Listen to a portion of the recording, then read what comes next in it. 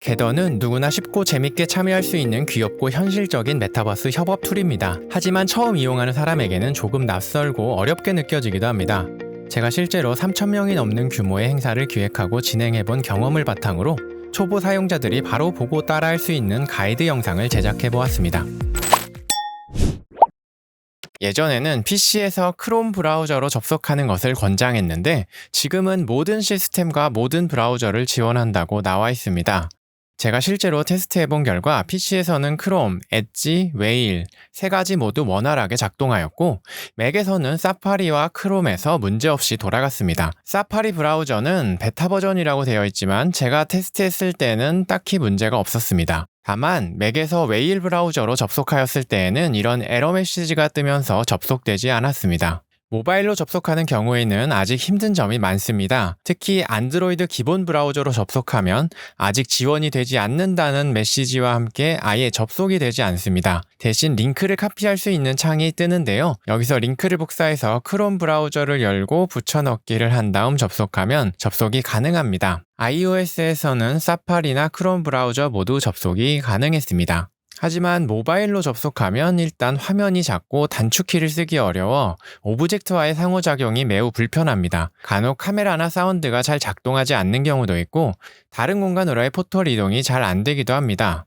겟더 측에서도 공지사항을 통해 이렇게 모바일 지원이 아직은 미흡하기 때문에 가급적 PC를 활용하라고 권고하고 있습니다. 그래도 저는 테스트할 때마다 조금씩 개선되는 것을 느끼고 있는데요. 조만간 더 좋아지지 않을까 합니다. 공개 행사에 참여하는 경우에는 링크를 클릭하면 바로 입장이 가능합니다.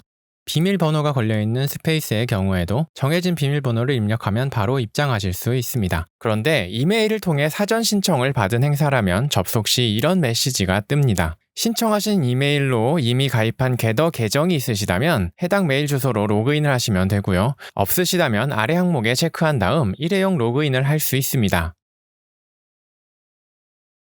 이때 신청한 메일 주소에 메일함에 가면 인증번호가 도착해 있을 텐데요. 그 번호를 입력하시면 바로 입장 가능합니다.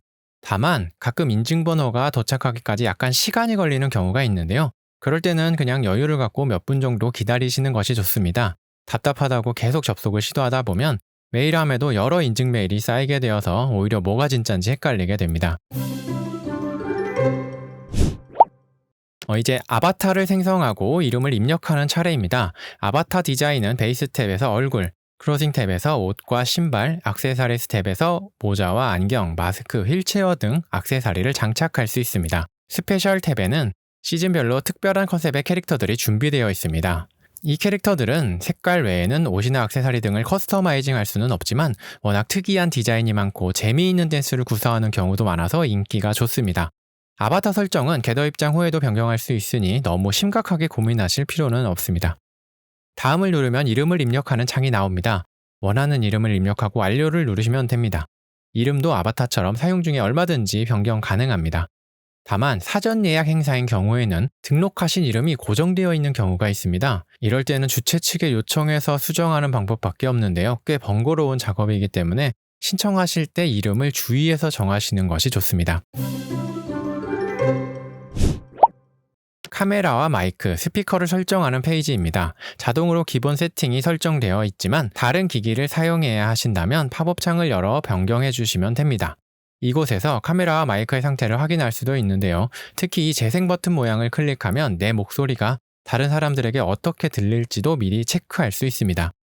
저는 개인적으로 웬만하면 마이크와 카메라를 오프한 상태로 입장하시는 것을 추천드립니다. 왜냐하면 사람이 많은 행사의 경우에는 카메라와 마이크 연결이 잦아지면 서버에 부담을 주기 때문에 느려질 수 있습니다. 또한 불특정 다수가 모이는 모임의 경우에는 내가 예상치 못한 상대에게 내 사생활이 노출될 우려도 있겠죠. 다만 카메라와 마이크를 켜고 끄는 것도 사용 중에 얼마든지 변경할 수 있으니 너무 고민하실 필요까지는 없습니다. 자, 이제 조인 더 게더링 버튼을 눌러 입장하시면 됩니다. 겟더를 처음 사용하시는 경우에는 튜토리얼 페이지가 나옵니다. 주최 측에서 튜토리얼 페이지 단계를 설정하지 않았다면 뜨지 않기도 합니다. 필요 없으시면 스킵을 누르셔도 되고요. 다만 길이가 굉장히 짧기 때문에 겟더를 처음 사용하시는 분이라면 한 번쯤 해보시는 것을 권해드립니다. 같은 브라우저로 다시 접속하면 두 번째부터는 튜토리얼 없이 바로 입장 가능합니다. 자, 이제 드디어 입장이 되셨죠? 방향키를 누르면 캐릭터를 움직일 수 있습니다. 키보드 좌측에 ASDW 키를 이용해서도 캐릭터를 움직일 수 있고 마우스로도 이동이 가능한데요. 원하는 위치에 더블 클릭을 하면 됩니다. 모바일에서는 이렇게 조이스틱이 생기기도 합니다.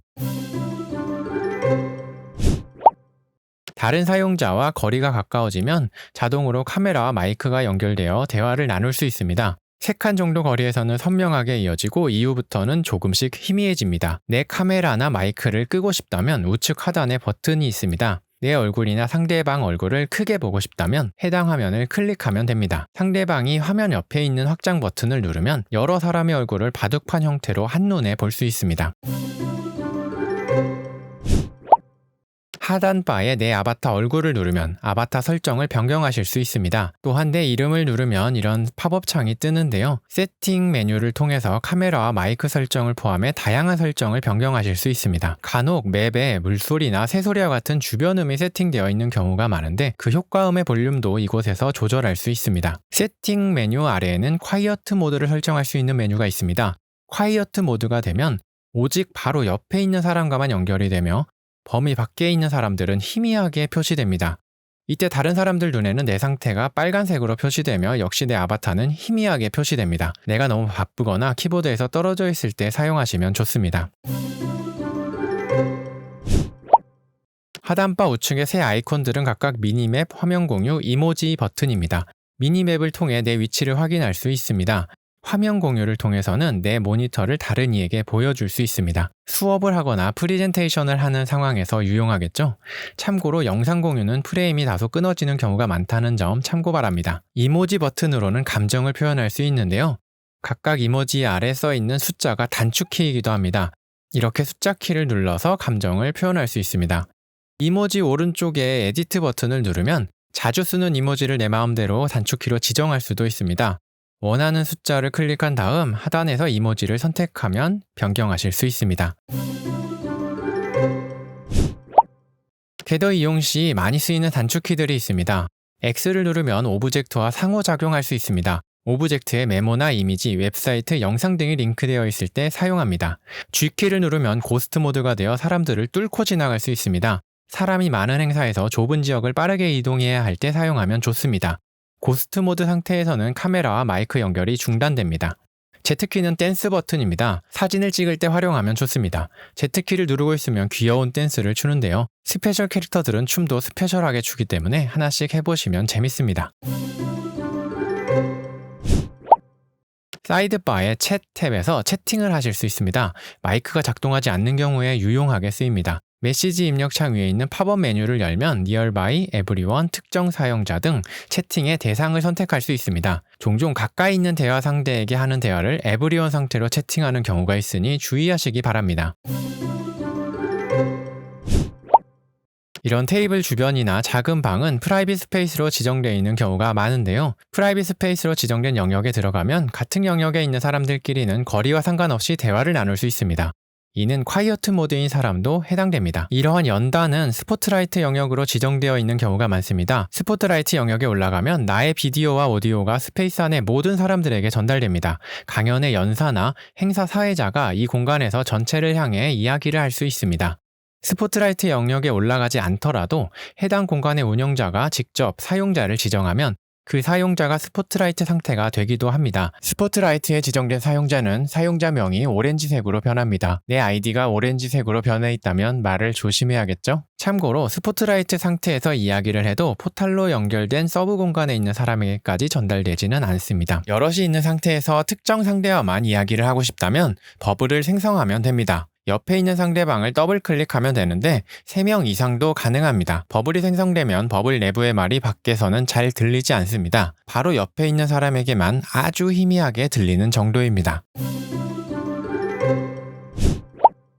사이드바에 참여자 아이콘을 누르면 참여한 멤버 목록을 볼 수 있습니다. 특정 사용자를 클릭하면 그 사람에게 메시지를 보내거나 그 사람의 위치를 확인하거나 그 사람이 있는 곳까지 자동으로 이동할 수 있는 기능들이 있습니다.